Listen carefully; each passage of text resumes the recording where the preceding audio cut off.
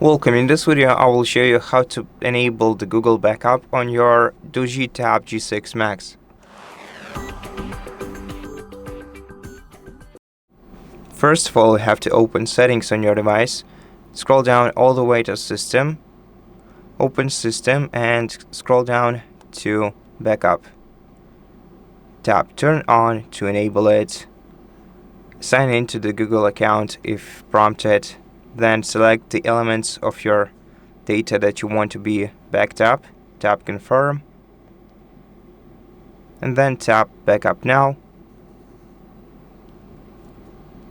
And wait until the backup is finished.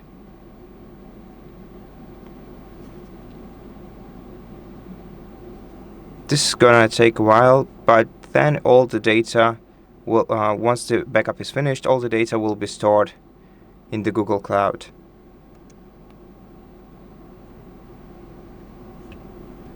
And that's basically it. Thank you for watching this video. If it helped you, please consider subscribing to our channel, leave us a like and a comment below, and I'll see you in the next one.